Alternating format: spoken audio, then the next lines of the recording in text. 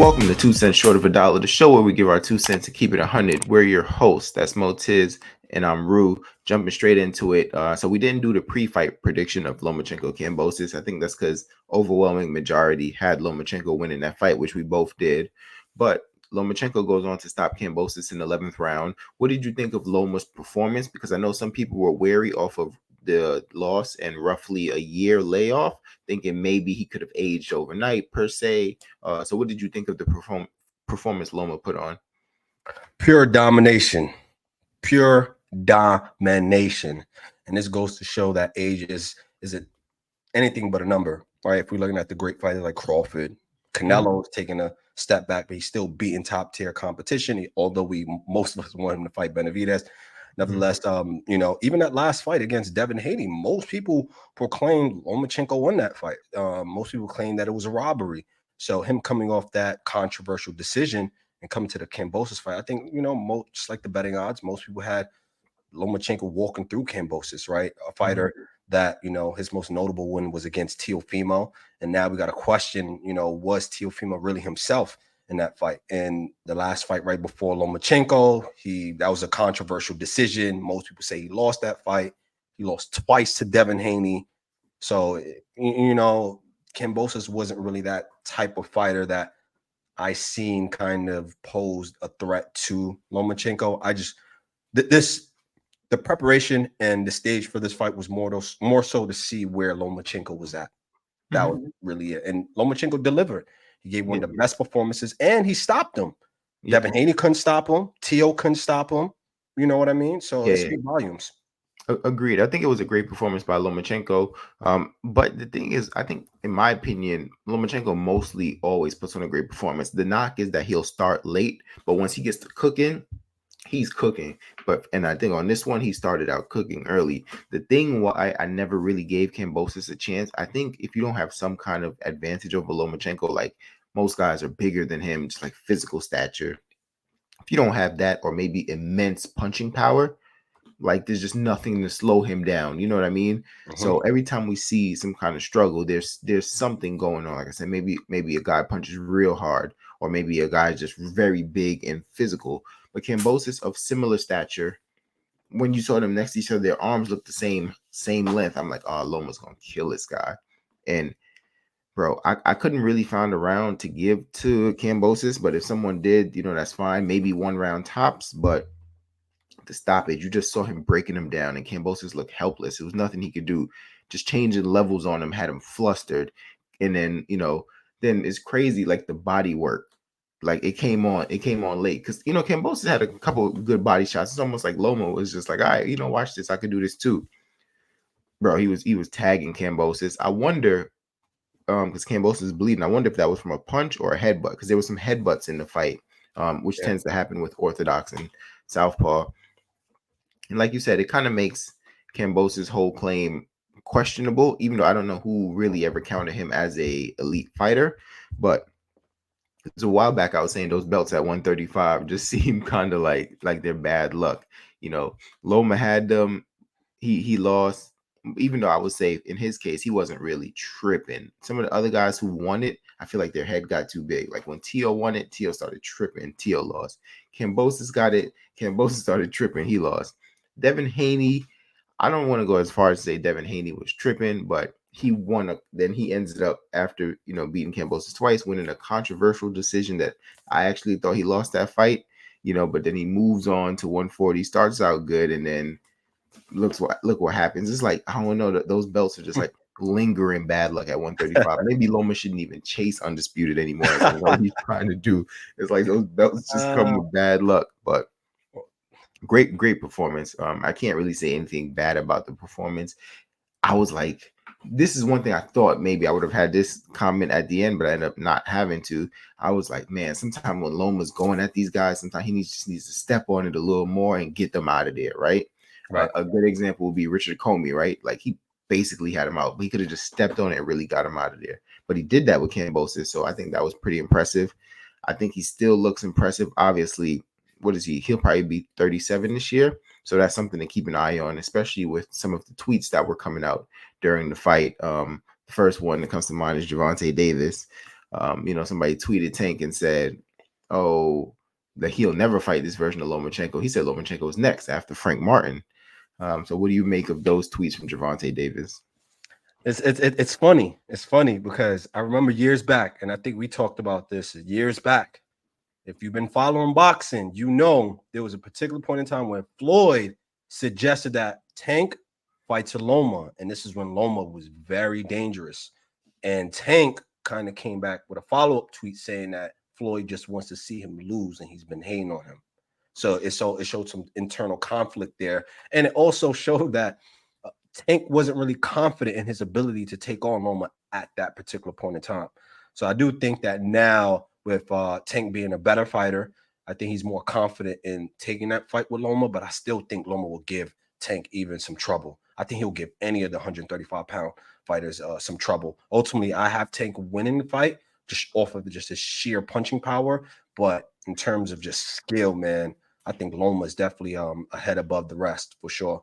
Yeah, and why Loma and Tank is very interesting is because neither of them are super fast starters, right? Both of them try to like figure out their opponents. So I think it'll be interesting to see who kind of steps to who in that fight, because they both will take their time trying to figure out tendencies. At the word they use for Lomachenko all the time, download the information. They both try to download the information before they get going.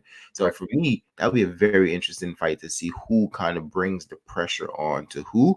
But going back to your point about how long ago was that? Loma is 36, right? He must have been about 28 or so when he was trying to get that Tank fight. That had to have been like 8 years ago.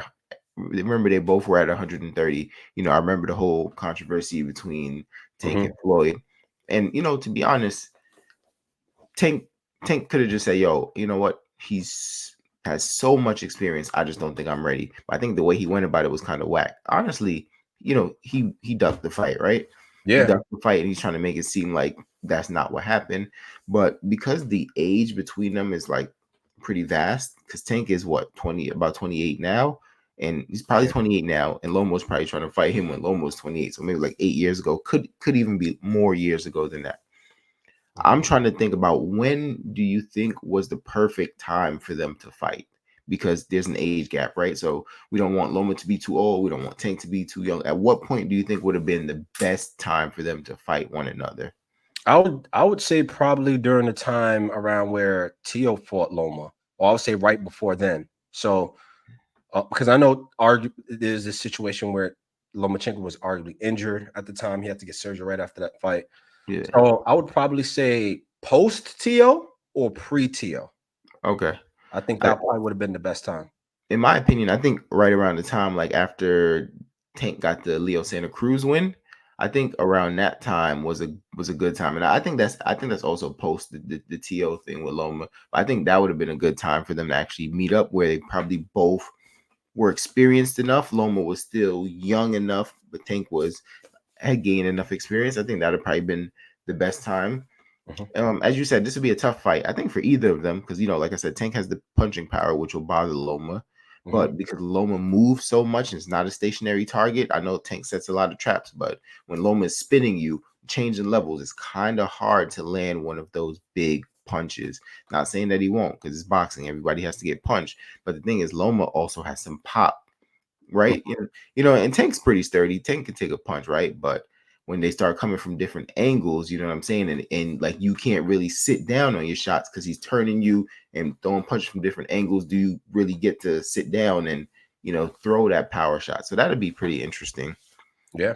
The other guy at 135, Shakur Stevenson, he was in a video, talking, and he was just like, "Yo, when I go 12 rounds, I'm boring. When Lomachenko goes 12 rounds, he's the Matrix," which Loma did not go 12 rounds this fight. He stopped George Kambosos. But then he also puts out the tweet saying, Floyd Ben told him about this. And it seems like he was alluding to, I don't know if it was Top Rank specifically, or is it just like boxing culture?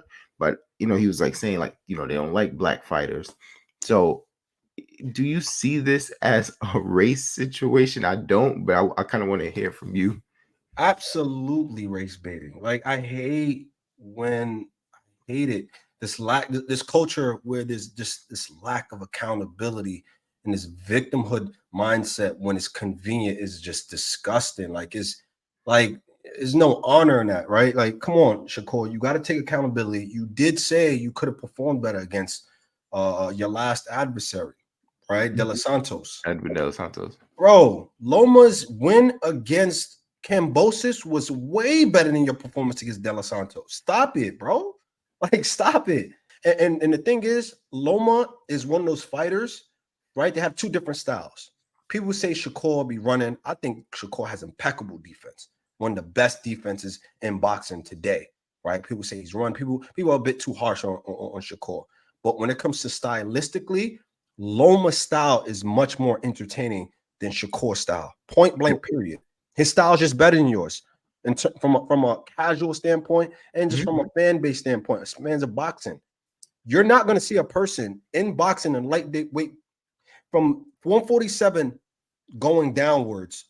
The closest you may get is like Bam Rodriguez. You get some fighters, but Loma's a 1-1. No one fights like Loma. Right. You know, so that's just my take.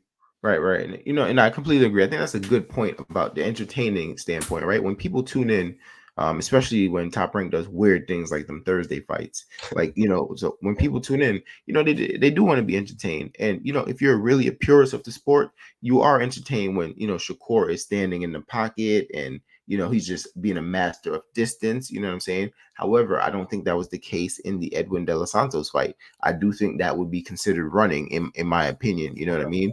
Now, if he fought every fight like how he fought Jamel Herring, that's super entertaining to a real boxing purist. To a casual, you know, someone who's just kind of just watching, I do think they would still favor Lomachenko. It's just a lot more of oohs and ahs and more punching power. You know what I'm saying? Loma's dropping more guys, stopping more guys than Shakur. So I think this has nothing to do with race. I think, you know, Shakur is just still mad that he hasn't gotten the Lomachenko fight. You know what I mean? But he's like, yo, they're protecting Lomachenko, this, that, and the third. But if that's the case, then why did they let him fight Devin Haney? You know what I'm saying? At that time, people were super high on Devin Haney. I mean, people are still high on him, but now there's more chinks in the armor. You know, the controversial win against Loma. A lot of people think he lost. Now this Ryan Garcia thing, but at the time when he fought Devin Haney, people were super high on Devin Haney. Yeah, you know what I mean. So I wish they would just leave the race thing out of it, right? Because I don't know, bro. Just say like, yo, we trying to get the fight, but in my opinion, like I said, I'm not in the room with him, but it seems like Shakur does a lot of tweeting instead of, you know, going to Bob, like, you know, let's set this up and like forcing his hand. But I mean, he has this one more fight with Top Rank. So once he fulfills that, let's see, he may go the free agent route and then we can see if that'll, you know, set a fight up or so. But, you know, he also hasn't gotten the Tank fight, you know what I mean? So is that because they don't like black fighters as well? You know what I mean? Like, Yeah, I don't know. I don't know. And what's odd too, right? Because I believe Shakur would fight most fighters, but it is weird, you know, because I used to defend Shakur, right? Like, you know, even with the situation where, you know, fighters avoiding him, but there's certain I gotta call a spade, right? Like even with the situation where he's fighting the opponent that gave Frank Martin issues. I forget his name. The Artem, Olympian. his last Yeah, name's a Artem. little bit difficult for me to pronounce. Yeah. Yeah, Artem. So he's fighting him next. But prior to that, though, he was supposed to fight someone out of Robert Garcia's camp, right? And it was going back and forth on Twitter. Robert Garcia's like, yeah, he's going to fight you next. If you really want to. And Shakur's like, oh, let's set it up. Then he followed with some subsequent tweets where he said, oh, no, I'm going to fight Kid Austin.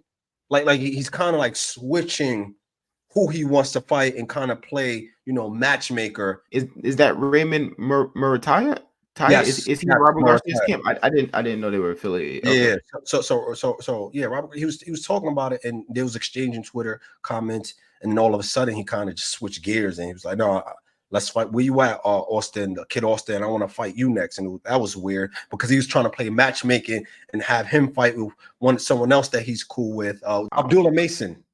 That's here nor there, but nevertheless, it just shows based off of Shakur's history, it just seems that there's a lot of backpedaling recently. And sometimes, you know, it begs the question, what are you saying to Bob Arum, right? Yeah. Are you going directly to Bob Arum to request these fights and really pushing the needle, or are you just, you know, going on Twitter and expecting these fights to happen? I don't know. To be honest, I don't trust Bob Arum. I think Bob would let them fight, you know, because I think it's a win-win for him. If Right. Shakur wins, oh, this is the guy that, at this age, this is the guy that pushed Loma into retirement. And then he gets another belt. Then now that kind of skyrockets him and it helps Bob Arum's money. But if Loma wins, oh, this is my guy. I've always supported him. So when it's both of his guys, I think it's a win-win for him. You know what I mean? That's just my opinion. But to wrap up with the Shakur thing, I think he should rematch De Los Santos. Put on a better performance and say, like, look, everybody who said something about me, shut up. I'm still that guy. You know what I'm saying? I think Yeah, that would be best. I think Navarrete is about to fight for one of the belts. So whoever wins that, then there'll be one belt holder for all 4 belts. You know what I'm saying? Then possibly we get some unifications. But in the meantime, I think he should rematch De Los Santos. I think that would be the right thing to do. absolutely. I definitely think, especially if you guys claim to be old school fighters, like I said, the same. I got to keep the same energy. I said the same thing about Devin Haney. If you claim to be an old school fighter, rematch Loma. That's the right thing to do. In this case, with the De Los Santos fights, rematch De Los Santos. I agree. So we know that's not going to happen. So Yeah. But go ahead and jump in the comment section. Tell us, what do you think about Lomachenko's performance? Who do you want to see Loma in there next? Do you have a preference between Shakur and Tank, who you would want Loma to fight? Or do you want to see those guys kind of unify the belts and then maybe Loma, wait for the winner of that? Jump in the comment section, like and subscribe. 2 cents short of $1. Peace.